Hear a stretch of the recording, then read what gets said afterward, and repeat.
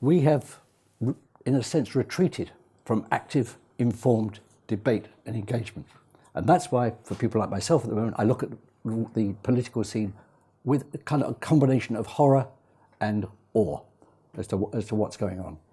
I see it being treated almost as a game show a lot of the time. Larry Summers talked about the 2008 financial crisis.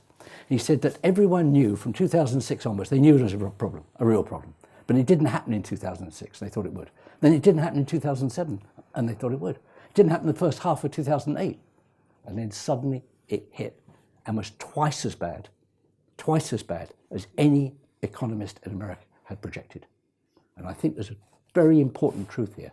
Change takes longer than you expect, but when it does happen, it happens hotter and harder than you ever believed possible. Last thing, quite extraordinary. 100 years apart, these two men said these two things. I'm a child of the 60s. I was very influenced by Eldridge Cleaver and the civil rights movement. Eldridge Cleaver said you're either part of the solution or you're going to be part of the problem. 100 years earlier, Abraham Lincoln said, you cannot escape the responsibility of tomorrow by evading it today. I'm here today to tell you, I believe at the moment we are evading it. We've got to stop evading it because the price of evading it is too awful to contemplate. David, come and take a seat. Thank you. Such a pleasure to be here with David Putnam, who has always been extremely kind and nice to me. The key point is that I sort of fundamentally agree with you that we need to regulate the internet. Do you think we'll ever get to a position where we could do that? I mean, particularly from a UK perspective. I think the prerequisite to regulation of the internet is to literally redefine the media companies, the tech companies and media companies. Once you've done that, you've established a new benchmark. You are a media company. I'm sorry, you don't want to be a media company, you're a media company. You then fall under a whole series of media laws. To the degree we then strengthen those laws or change those laws, that's, in a sense, we're a sovereign nation. We're allowed to do that. These, too big to fail was one thing, but too big to be able to be in any way regulated has got to be nonsense. Now, one of my disappointments over Brexit is I think the European Commission was always in a much, much, much better position to regulate major companies, partly because the Commission itself is not elected. Therefore, they can't be got at. So Mrs.